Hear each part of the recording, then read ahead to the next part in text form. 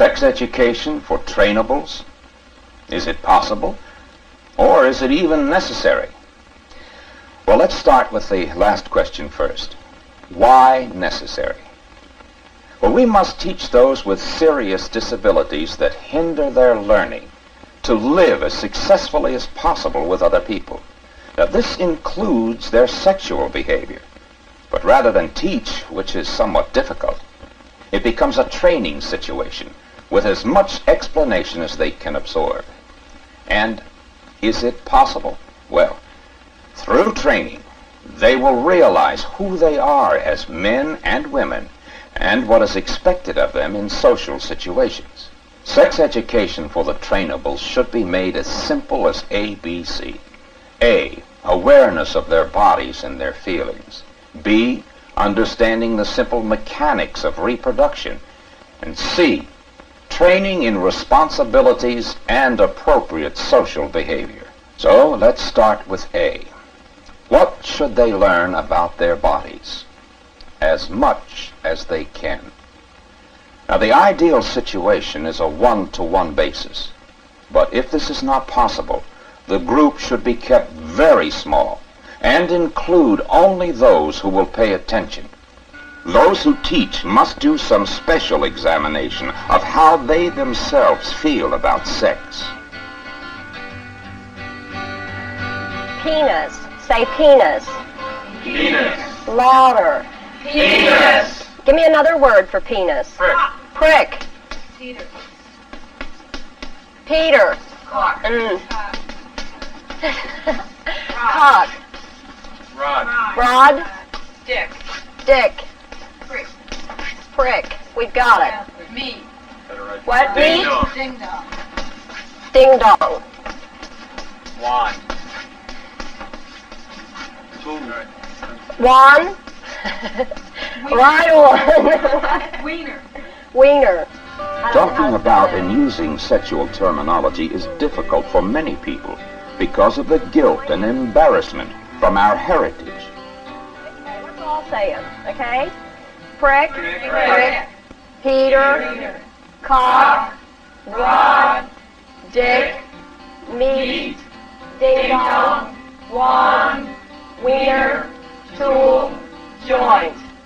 Teachers must be able to use these words without becoming upset, or they will not be able to communicate with their students.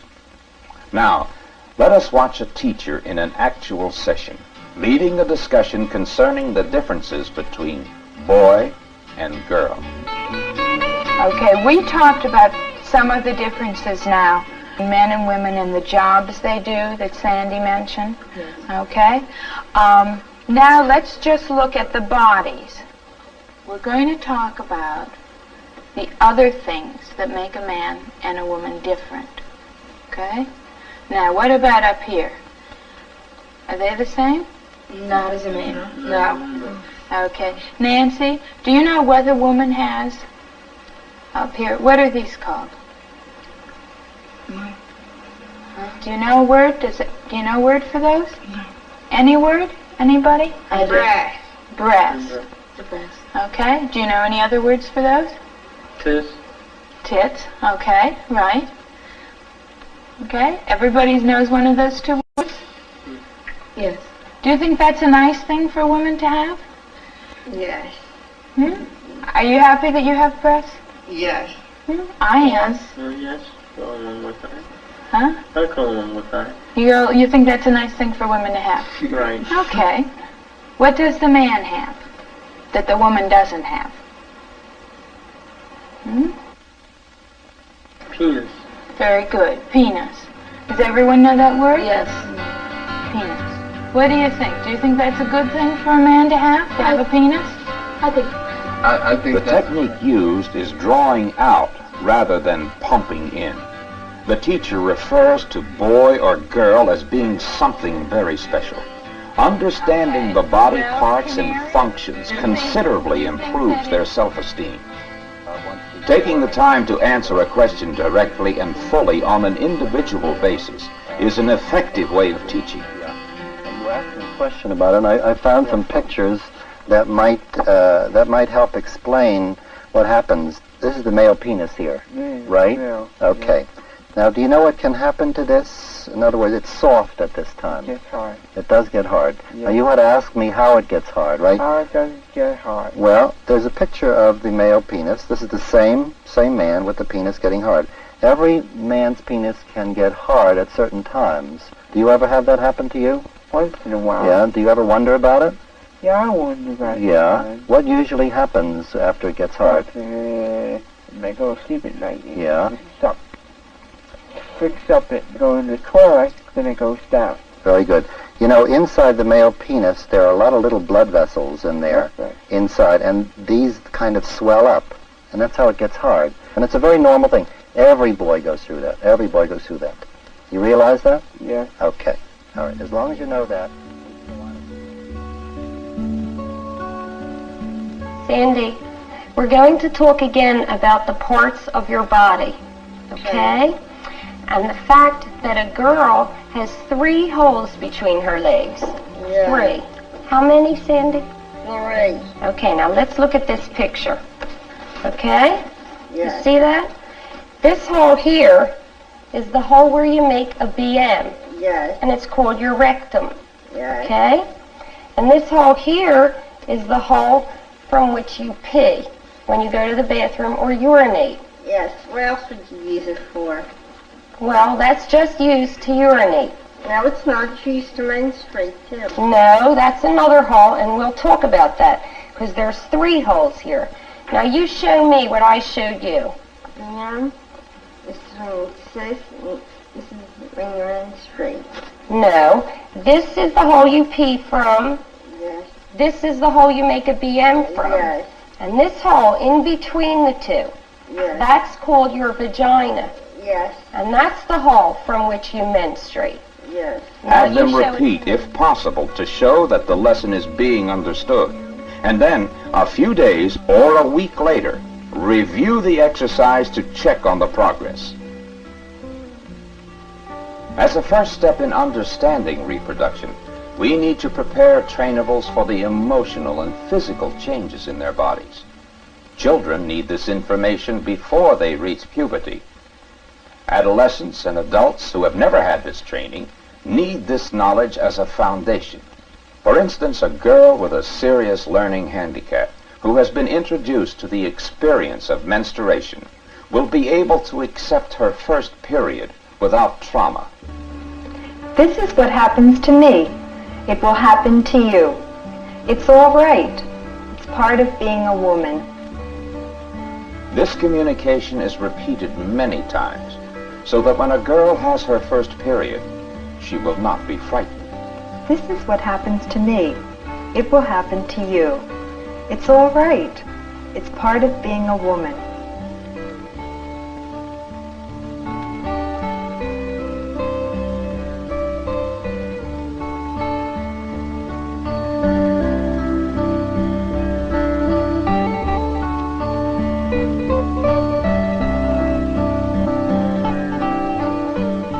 Acting out the steps through the method of pantomime enables the girl to know whom to tell and how to care for herself when her period begins.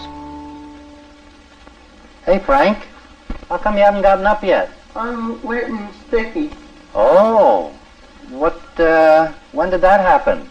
Did it happen during the night? Or did it just happen now? Do you know? No. Well, if you're sticky, maybe it was a wet dream. Do you know what a wet dream is? No.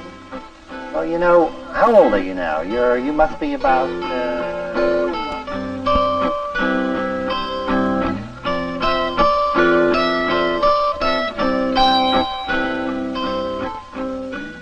The counselor shows a calm, accepting approach to this boy who has just had a wet dream. There is no scolding or recrimination. The boy is not frightened, and there is no reason for him to feel guilty. Frank, I'm sure you understand now just what happened and that this is probably going to happen quite a few times more, like it does to everybody else, and it's quite normal, right? I think the best thing we can do now is to show you how to clean it up. Okay? Okay.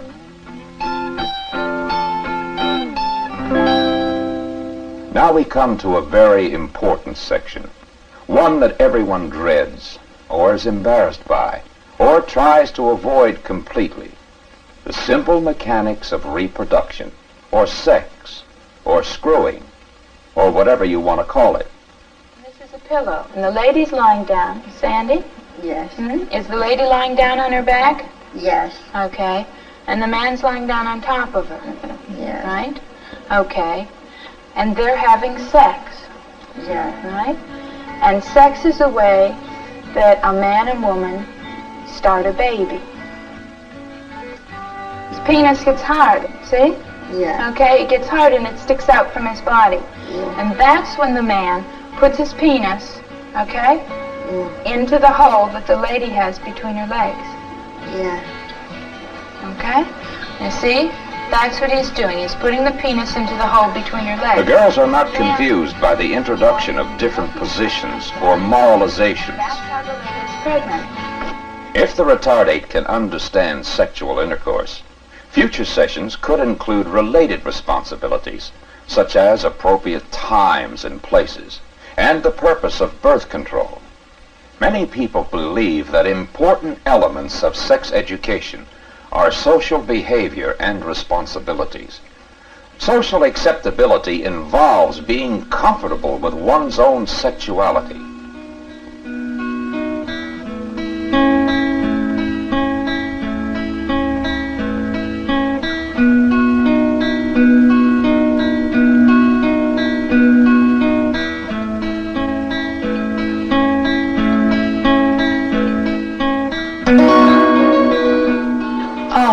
Excuse me, Ricky.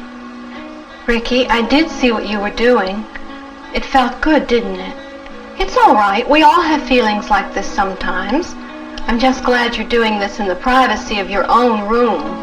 When you're a little bit older, we'll have to talk more about these feelings and what causes them and how we can control these feelings. I'm sorry I intruded on your privacy. I'll be sure to knock next time, okay? This manner of response frees the child of guilt and assures him he is normal. It opens communication between parent and child and introduces the concept of responsibility for his behavior.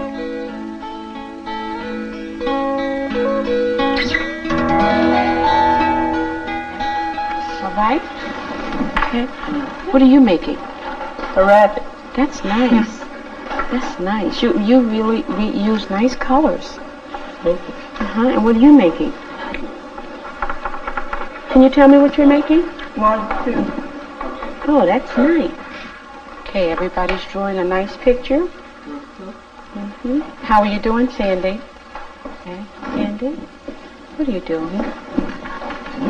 Okay, you stop and finish your picture, okay? All right? Finish your snowman. You going to hang your picture in the art contest? Yes. Oh, okay. And what's that again? Snowman. You want to make another one? If a trainable does not respond to verbal admonition for masturbating in front of others, she is removed from the group. This is repeated as many times as necessary until she realizes this is not acceptable social behavior. If they cannot be made to understand through this method, they may need special help. Well, here we are going out to lunch. What are you going to have for lunch, Carol? Oh, I thought I'd have... Billy! Hey! This is my old friend Billy. This is my sister Carol. Improvisation is another method used to teach trainables social skills. So where are you going? Here, two people are learning how to greet each other. The same method can be used to train them how to give and take affection appropriately. Say, since Billy's alone, do you want to invite him to have lunch with us? You do? Okay. Why don't you come along with us and have some lunch, Billy? Okay. We were going this way.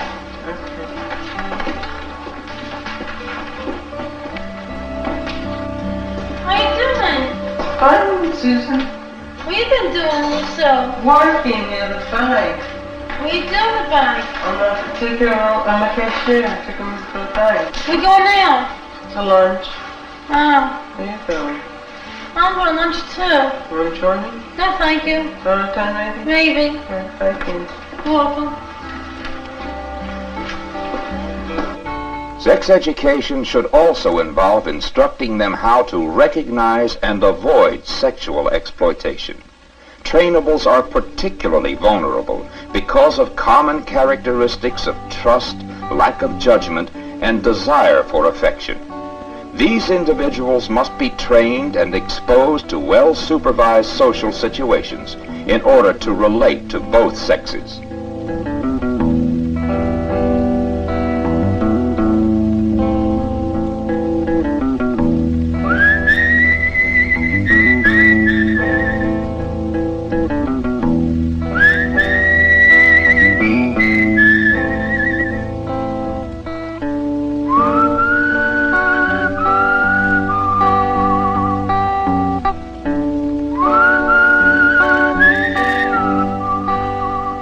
Can you teach values or sexual morality to a trainable? If you don't teach them, there's always the chance that they'll get in trouble and they can be arrested. Teachers should not thrust their own moral values on their students. There are too many conflicting moral systems today. This is the responsibility of the family, if available. However, it is the teacher's duty to enlighten their students on the commonly accepted standards of sexual behavior. No one should use the body of an unwilling partner for their own pleasure. Unprotected and unplanned sexual intercourse is wrong, and no one need allow anyone to touch their bodies if they do not want them to. We may not always succeed in reaching the trainables. We must always try.